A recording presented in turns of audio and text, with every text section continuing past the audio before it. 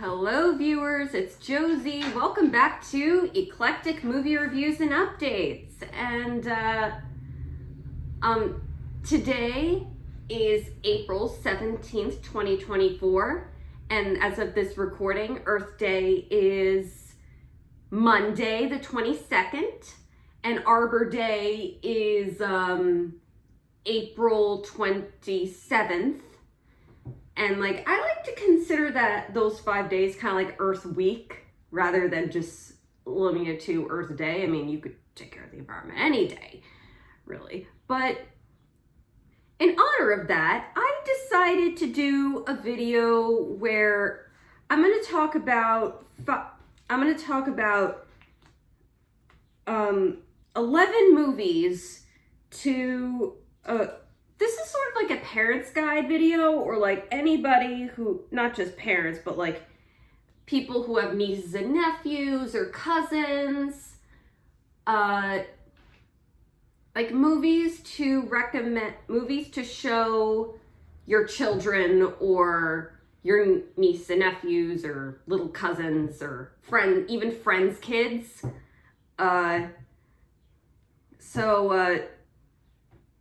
These are, I think, they're pretty much all animated. And yeah, they are all animated, except one's partially animated. So I'm not gonna go too analytical or technical when discussing these movies because I just wanted to keep it simple, like a simple kind of parent's guide. So without further ado, let's start off with Adventures of Scamper the Penguin from 1986. Directors Kenji Yoshida and Gennady Sokolsky, a Russian name I don't really know how to pronounce. And the story here follows a titular penguin living with his parents in Antarctica. He's an adventurous fellow. He has a friend named Snowflake. She's like a pinkish color, and they're really adorable. And the two often get into mischief. They have a habit of wandering off together. Of course, there's the threat of seagulls trying to make meals out of them. One day, Scamper and Snowflake drift off on ice and are lost in the waters. A group of men discover them, hoping to sell them as zoo animals. Scamper and Snowflake then befriend another penguin named Louie, and the three of them must journey back home and notify their families about the human zoo plan. It's adorably sweet and touching. It's a good story about friendship, embracing one's uniqueness, and, raising awareness about penguins. Adventures of Scamper the Penguin is available to watch on YouTube. Next up, is an underrated Disney film called Atlantis: The Lost Empire from 2001. Directors Kirk Wise and Gary Trousdale. The film opens with a little prologue about a past cataclysmic event in Atlantis. The Queen of Atlantis leaves behind the king and her daughter Kida as she merges or morphs with a magical levitating crystal.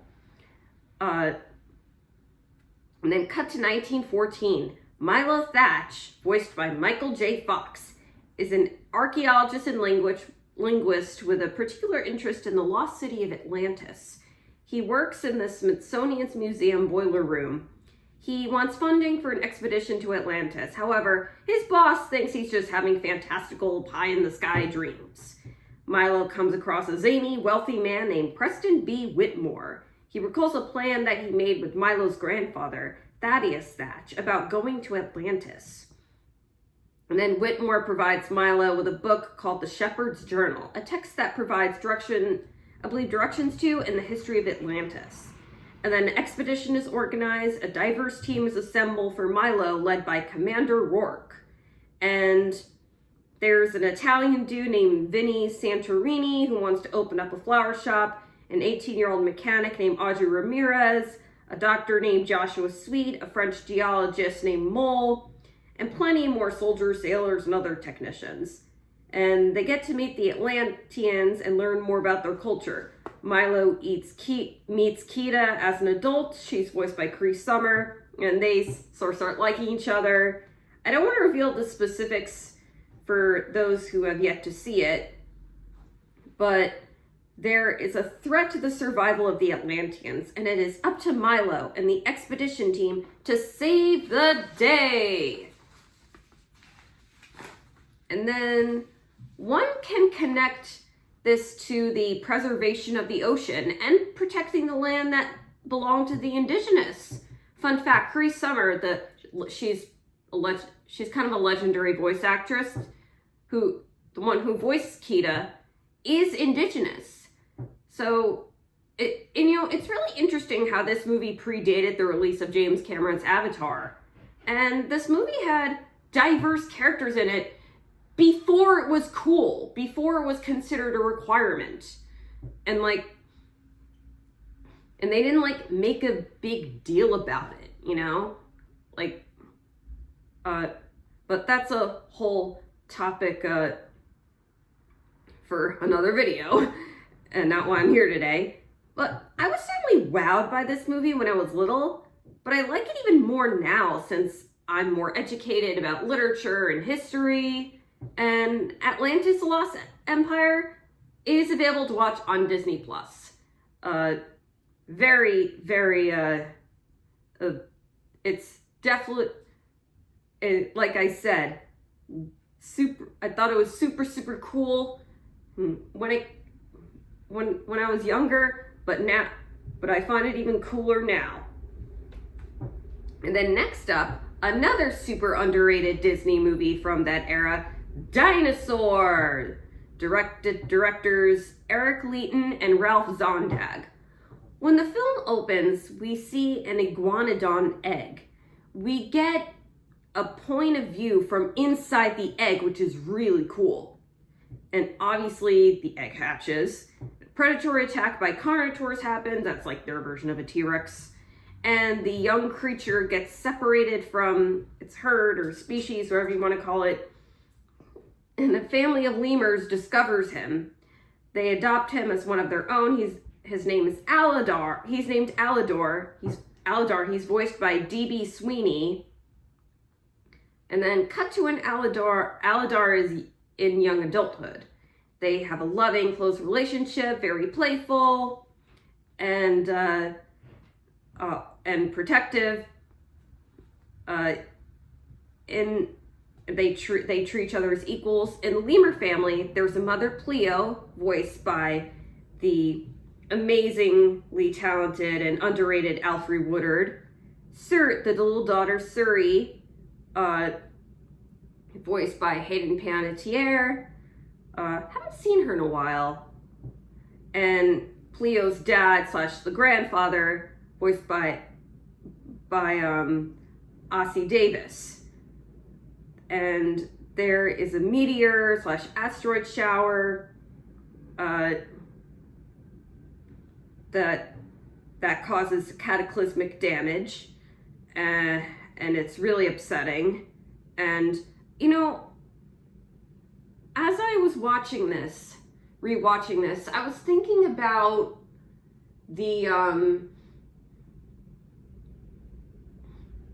attack on Pearl Harbor, and the way the asteroid shower is animated looks like that. And it made me wonder if the animators were in any way inspired by that part of history to tell, a survival story in that regard. Anyway, so the other lemurs are gone. Aladar is left with Pleo, Suri, the ladies' man, and zany jokester Zini, voiced by Max Casella. Oh, and the grandfather, voiced by Ossie Davis, named Yar. And while migrating, they come across a massive herd of dinosaurs. Their leaders are Kron, played by Samuel E. Wright, rest in peace, and Bruton. Also in the herd are two old lady dinosaurs, Baleen, voiced by Joan Plowright, and Ema, voiced by Della Reese. Aladar falls in love with Kron's sister Nira, voiced by none other than Juliana Margulies, who some of you may know from The Good Wife and The Morning Show. And the group has a goal of finding nesting grounds, but there are dangers on the way. Although dinosaurs are obviously extinct, children can learn about, herd behaviors of animals, and also just prehistory, I guess. And when my brother and I were little, we loved some dinosaur movies, and he especially loved dinosaurs. Alan Grant was like his idol, and we watched Alan Grant from Jurassic Park, of course. We loved Jurassic Park, We're Back, and Dinosaur. At its core, Dinosaur is a story about characters moving on and starting over after environmental cataclysms/disasters. And certainly that could be connected to, that's certainly relevant to today. I mean, like, whether or not COVID has been debated, like, if it was, like, related to the environment or not, or what have you. There's been lots of debates about that, but regardless, it's people coming together in resilience after a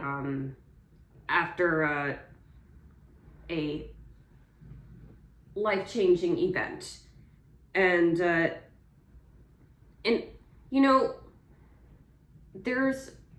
don't forget there's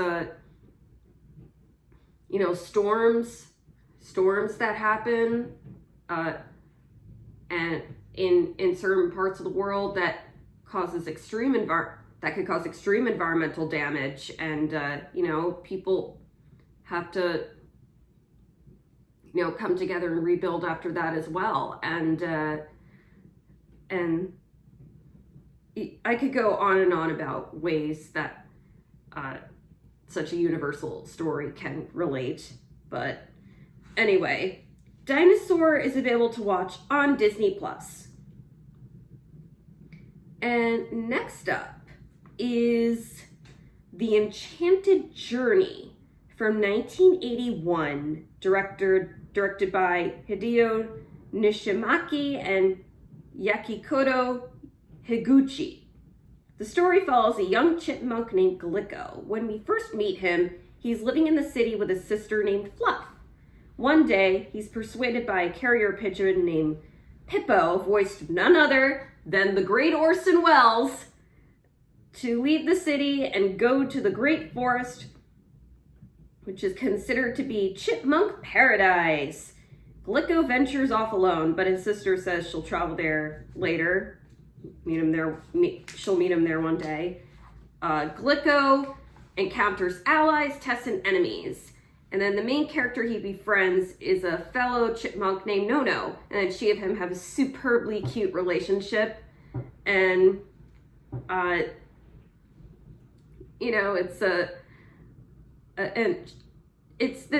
don't really have that much else to say other than this movie is adorable. Yeah, there's some cheesy lines, but I don't care. Its cuteness overrides that. And it just feels just, the animation at the time, and it just feels so fresh and more original compared to some other crap made for kids today. And let's be honest, that's part of why I made this video. But yeah, it's a hidden gem hero's journey. And Enchanted Journey is available to watch on YouTube. Next up is Fly, Fly Peak the Whale, 1991, directed by Koji Morimoto. The film begins with a boy named Kei witnessing his father getting lost at sea after being gifted with a special flute. And then a couple years later, Kei and his brother Moido befriend a baby whale. The whale is about to be taken in captivity. And Kei and a new girl he meets work on rescuing the whale from such exploitation. And it's such a lovely story about teamwork, loving friends, and family. Again, I don't have that much else to say other than that it's super duper sweet. And it's available to watch on YouTube. Next up is Foot Trot Flats, The Dog's Tale from 1986, directed by Murray Ball and He also, this is based off of a comic book series, comic strip from a New Zealand comic book. And the setting is a rural town in New Zealand called Raupo. Wal Foottrop is a sheep and cattle farmer. He has a border collie sheepdog named Dog. His neighbor Cooch Windgrass helps Wal out. Cooch has a deep love of nature. Wal's niece Pongo Foottrot, as well as a neighborhood boy Rangi Jones, are also of assistance. It's sort of told through a series of scrappy vignettes of misadventures with these characters, goofy adventures these characters, the heart of the film being the adorable dog. The animation of the rural scenery is beautiful. It feels very much a comic book in the best way possible. The humor is similar to Looney Tunes, the Hanna-Barbera, and a tinge of Garfield. Somebody on Letterboxd wrote, Schultz Peanuts, but make it aggressively Kiwi. Another person wrote, sort of like New Zealand's version of Totoro by way of Looney Tunes. If your kids are a little older and you want to show them animation that's a bit edgier, more irreverent, but not, like super duper inappropriate, I think this is a good place to start. Foot Truck Flats is available to watch on YouTube. And next up, yet another underrated Disney classic, James and the Giant Peach from 1996, directed by Henry Selick, the real director of Nightmare Before Christmas. I mean, Tim Burton wrote the story and he produced it, but he was not in the director's chair. And it really drives me nuts when people confuse the three, just saying. But that's a whole topic for another video. So anyway, James and the Giant Peach, based on the beloved children's novel by Roald Dahl. This is a childhood favorite of mine. For those of you who do not know, the story is about the titular boy James, an orphan residing with his mean aunts named Spiker and Sponge. And they are so disgusting, but of course it's funny, that's the point. So there's one scene early on in the film where Spiker and Sponge are like sunbathing, and then I forget which one's which, but one of them puts like her feet out. She's like, my little toes, and her feet are like, ugh, disgusting. And then one day he comes across a magical peach. He goes inside and meets friendly insects. There's a centipede, voiced by Richard Dreyfuss, Miss Spider, voiced by Susan Sarandon, Earthworm, voiced by David Thewlis, Mr. Grasshopper, voiced by Simon Callow, and a ladybug, voiced by Jane Leeves from Frasier. Spiker and Sponge want to sell the peach for their own personal gain, and as far as how it connects to the environmental theme, while Spiker and Sponge's intentions on selling the peach are on the basis of greed, James' interest in exploring the peach comes from a more loving place. In other words, his fascination is interdependent, pertaining to natural resources and safe and healthy food and shelter. James and his new insect friends fly on the peach, aiming for New York City. This movie is just wonderful. It's such a fun, classic, funny, and sweet, touching coming-of-age adventure. It's also about friendship and teamwork and not giving up on hope. James and the Giant Peach is available to watch on Disney+. Next up is A Journey Through Fairyland from 1985, directed by Masami Hata. Michael is the son of musician parents. He has a hobby of taking care of plants, so much so that it gets in the way of his music studies at a music school. Michael is approached by a flower fairy named Florence. She thanks him for his plant tending, and then she brings him to Fairyland. It's gorgeously animated. It has the feeling of a fairy tale book. The flowers have a sparkly luminosity to them, and that's what's great about the animation. And if you want to spark imagination and wonder in your kids, or even introduce them to classical music, or the beauty of plants, Journey Through Fairyland is a good way to do so. Also, if your child is into any kind of art, whether that be painting or drawing, writing or music, this is something that could inspire them to pursue such a passion. This is available to watch on YouTube.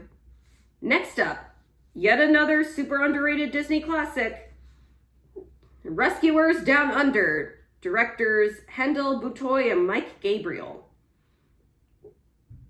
Bernard and Bianca, voiced by Bob Newhart and Eva Gabor, are from, or Eva Gabor, whatever her, if that's her name, if I'm pronouncing her name right, from the first Rescuers, are back in a new adventure. Right when Bernard is about to propose to Bianca, they are assigned on a mission in the Australian outback to save animal-friendly Cody from a villainous poacher voiced by George C. Scott.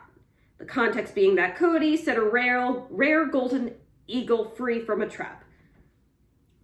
On Bernard and Bianca's rescue mission journey, they are aided by a rat named Jake, voiced by Tristan Roberts, and a klutzy, goofy albatross named Wilbur, voiced by John Candy. This movie's a blast. I love the animation depicting the Australian outback and wildlife.